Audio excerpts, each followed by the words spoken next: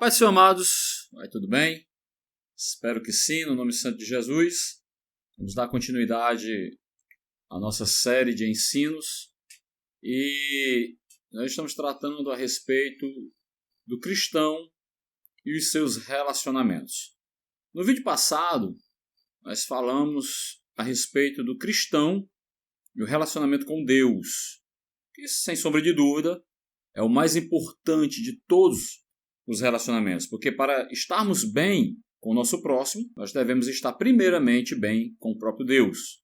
Só que o nosso próximo, a partir desse vídeo, a gente meio que vai destrinchar quem é o nosso próximo. Então a gente tem uma série de próximos, vamos dizer assim. Entre os nossos próximos vai estar, ou vão estar, nosso cônjuge, nossa família, a igreja, os amigos, os inimigos e todas as demais pessoas que, como em sociedade, implicam diretamente no nosso cotidiano. Então, nessa sequência, hoje a gente vai tratar do nosso primeiro próximo e a gente vai falar hoje de casamento, cristão e o seu relacionamento conjugal, à luz da palavra de Deus, à luz da Escritura, obviamente, tá? Sempre que eu vou ministrar em alguma congregação, em algum ministério, eu gosto de dizer que existem duas instituições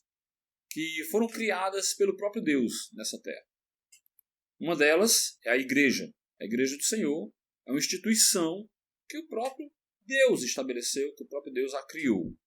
Mas antes da igreja, e a igreja não deixa de ser uma grande família, tá?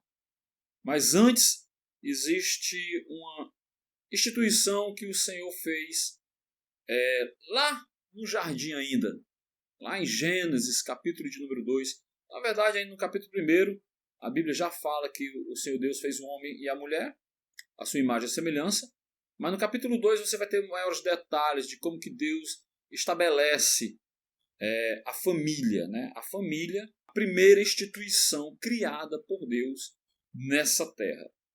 Certamente, por isso que ela tem sido tão atacada, especialmente nos dias de hoje, né? Existe um esforço aí das hostes malignas, dos governos anticristãos, antideus, de desconfigurar a família, né? Desmontar. Mas só que Deus ele estabeleceu a família e o nosso Deus, como já foi falado, a gente sempre tem falado isso, ele é um Deus zeloso, ele é um Deus criterioso e é ele quem estabelece as coisas. Então cabe a nós seguirmos de acordo com como ele estabeleceu. Então, no caso da família e no caso do casamento, não é diferente. Ele já deixou as coisas muito bem pré-estabelecidas. Então, nós sabemos que o casamento, a priori, quem fala muito isso é Hernandes Dias Lopes, ele tem que ser monogâmico, heterossexual e prioritariamente indissolúvel. Só que essa questão, esse terceiro ponto, nós vamos estar tratando mais adiante, tá? Então, Deus constituiu, estabeleceu, formou a família lá no jardim, no primeiro casal. Então, existe toda uma teologia bíblica a respeito da família. Hoje, neste vídeo, nós vamos mostrar esses pontos de como que Deus quer, como que Ele estabeleceu que as coisas aconteçam, tá? Como é um assunto muito complexo, a gente vai estar destrinchando esse vídeo, tá? No próximo vídeo a gente vai estar tratando de como o marido deve se relacionar com a sua esposa, subsequentemente como a esposa deve se relacionar de forma detalhada com o marido, tá? E também a gente vai estar incluindo aí, como a gente está tratando de relacionamentos, a situação antes do casamento. A gente vai falar de noivado em um outro vídeo e vamos estar falando também de namoro, tá certo? Mas isso serão vídeos subsequentes, mais adiante a gente vai estar tratando. Hoje, especificamente, nós vamos estar tratando de como que Deus quer que seja o casamento, tá? Depois a gente vai tratar de como que as coisas devem acontecer até chegar lá e depois que chega, como que tem que ser detalhadamente. Amém, irmãos? Então, o que é um cônjuge? O que é um cônjuge? É um indivíduo em relação à pessoa a quem está matrimonialmente vinculado. Tá? Então, por que eu coloquei o cônjuge? A gente tratou semana passada sobre o seu relacionamento com Deus, que é o mais importante de todos. Deus vai ter que ser prioridade. Mas em seguida, após o seu relacionamento com o Senhor estiver bem estabelecido, vamos dizer assim, é de fundamental importância que você e o seu cônjuge estejam bem. Vocês lembram que no vídeo passado eu falei que o melhor exemplo de relacionamento se dá na Trindade, em harmonia, em amor, em glorificação, em ajuda mútua e etc. Tá? E isto que acontece na Trindade é algo que Deus também quer que prevaleça no casamento. Então aquela tríade, né, a Trindade, né, Pai, Filho e Espírito, no casamento também segue uma tríade, é como se fosse uma assinatura de Deus, tá? É Deus, marido e mulher, vivendo em harmonia. Mas, como somos pecadores, e eu falei no vídeo passado que o pecado ele traz toda sorte de problema, desarmonias, toda sorte de desgraça. Então, para que as coisas fluam da melhor forma, obviamente, existem lá quesitos pré-estabelecidos por Deus que nós precisamos e devemos segui-los, mas nós, para vencermos, para que a gente aplique, é uma luta contínua, todos os dias, contra nós mesmos e contra os nossos próprios pecados, contra a nossa pecaminosidade, tá? Então, nós já vimos que é Deus, o próprio Deus estabeleceu o casamento, tá? Gênesis 2:24. Portanto, deixará o homem a seu pai e a sua mãe, e se unirá à sua mulher, e serão os dois uma só carne. Nós temos pelo menos aqui duas aplicações importantíssimas, tá? Primeiro ponto, para que o casamento seja um casamento que aconteça de forma efetiva aos olhos do Senhor, se faz necessário que o homem deixe pai e mãe. Esse tem que ser cortado, cordão umbilical, né? A família do homem, até o casamento, pai e mãe ainda é família. Depois que se casa, a família é a esposa, né? E a esposa será mais do que família, na verdade. Ela será uma só com ele. A gente sabe que muitos casamentos enfrentam muitos problemas. Por quê? Porque muitas das vezes está ali o casal e por N circunstâncias, talvez financeiras, não sei, seja lá qual for, ou não houve uma boa programação, um bom planejamento, continuam vivendo com os pais, seja da mãe, da moça, da esposa, ou seja do marido. E inequivocamente, inevitavelmente, vai ter aí, é muito provável, os riscos de intervenção dos sogros, né, ou da sogra, enfim. E isso vai trazer problema para o casamento. Então, aqui é um ponto fundamental. Deixará um homem, pai e mãe. E unir-se-á a sua mulher. E quando eles se unem, ali serão uma só carne.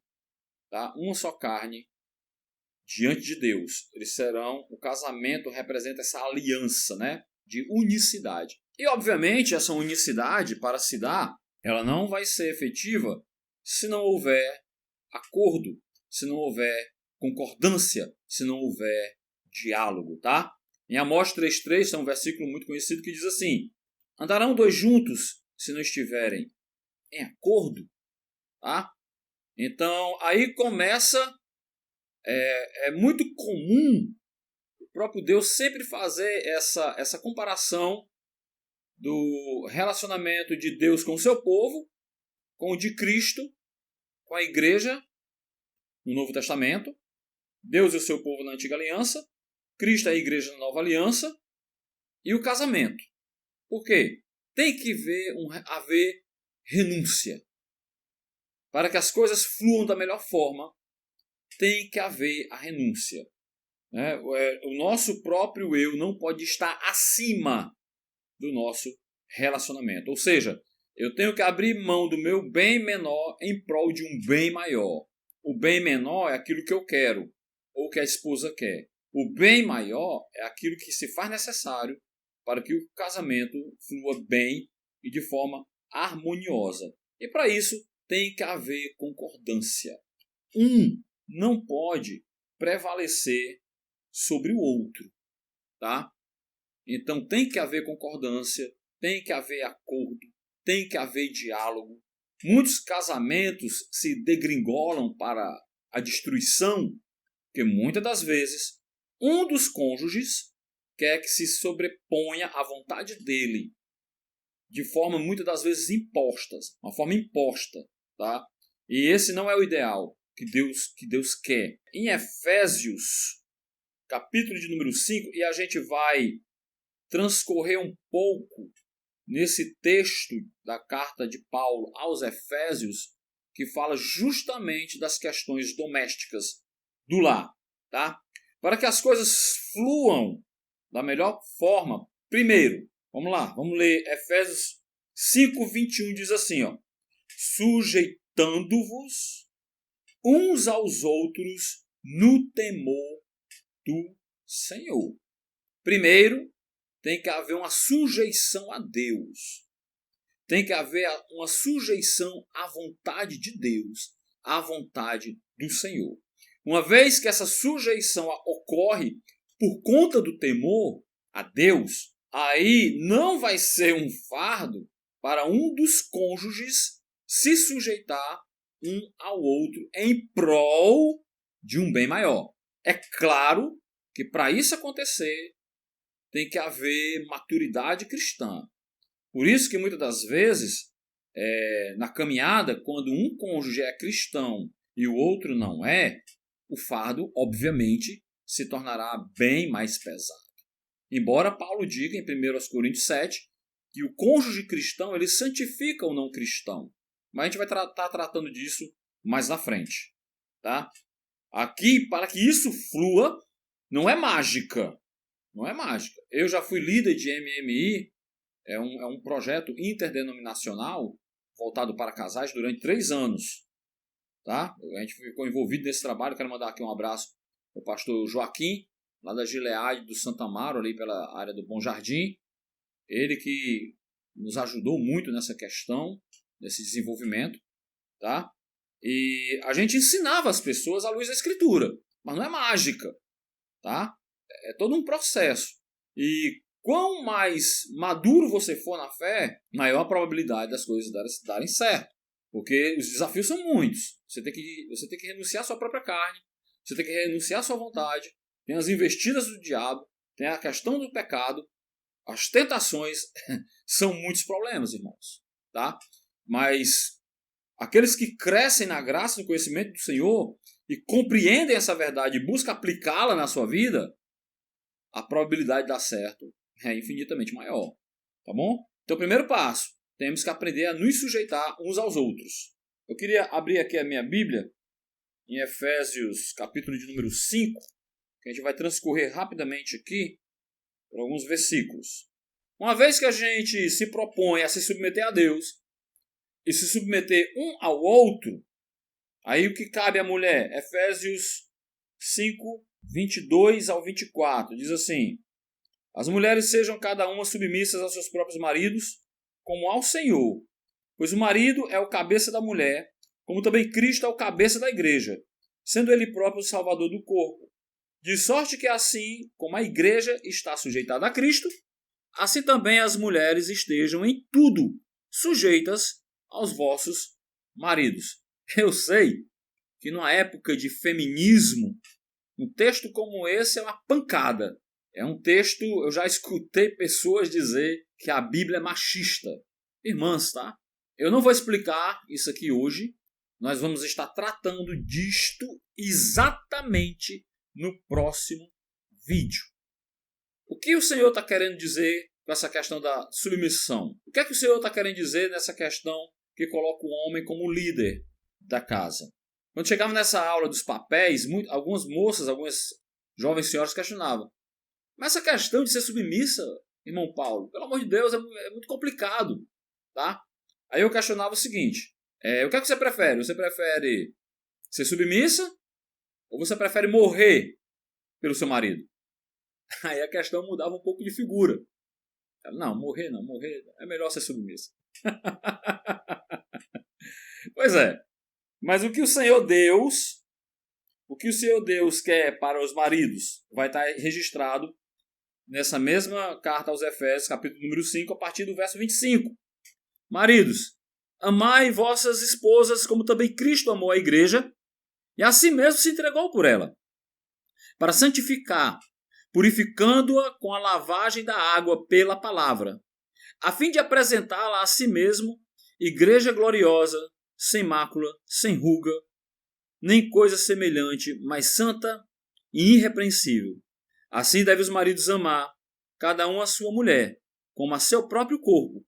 Quem ama a sua mulher, ama-se a si mesmo. Afinal de contas, nunca ninguém odiou a sua própria carne. Antes a alimenta e sustenta, como também o Senhor, a igreja. Tá? Então nós, maridos, temos que cuidar de nossas esposas. Temos que amá-la como Cristo amou a igreja, ao ponto de se entregar por ela. Esse é o nosso papel, esse é o nosso dever. Então, primeiro ponto, nós nos sujeitamos a Deus. Segundo, nós nos sujeitamos um ao outro dentro desses critérios aqui. Tá? A gente sabe que muitas das vezes, infelizmente, acontece, alguns maridos interpretam o texto assim: a minha esposa tem que ser submissa a mim. Aí ele se torna um marido opressor. É claro que uma pessoa como essa é completamente destituída, não entendeu. Ela não entendeu o Evangelho, ela não entendeu a palavra de Deus. Tá? Também a forma de como o marido deve tratar a mulher. A gente vai estar explicando isso num outro vídeo, tá? Num próximo vídeo. É algo que é muito rico em detalhes, senão a gente vai se estender aqui por muito tempo, tá certo? Então, mas o que eu queria que ficasse na cabeça de vocês, primeiro ponto é esse: sujeita-se a Deus. Segundo ponto, um se sujeita ao outro em amor, tá certo? E um terceiro ponto fundamental, especialmente no dia de hoje, o Senhor Deus, ele tem que fazer parte da relação, tá? Aí eu vou ler aqui o que eu já li no vídeo passado, mas esse versículo, que diz assim: um homem sozinho pode ser vencido, mas dois conseguem defender-se. Um cordão de 3 dobras não se rompe com facilidade. Né? Isso aplicado ao casamento, o que é que significa? É um apoiando o outro. É um ajudando o outro. A gente viu no vídeo passado que o texto fala sempre de dois, de dois e de dois. Mas quando chega aqui no final, fala de uma terceira dobra. Essa terceira dobra é o próprio Deus nos ajudando. É o próprio Deus sendo co-participante do nosso casamento. E eu entendo que nunca foi tão necessário para os casamentos. Um casamento sem Deus, ele está fadado ao declínio, está fadado à destruição. Tá? Se faz extremamente necessário a participação de Deus nos nossos casamentos, especialmente numa família que se diz cristã. Tá? Para finalizar, vamos caminhando para o fim. Paulo ele vai dizer em Efésios 5, vamos ler aqui, Efésios 5, 31, 33, que diz assim: por isso, vamos repetir lá Gênesis 2. Por isso deixará o homem seu pai e sua mãe, e se unirá à sua mulher, e serão os dois uma só carne. Grande é este mistério, mas eu me refiro a Cristo e à igreja.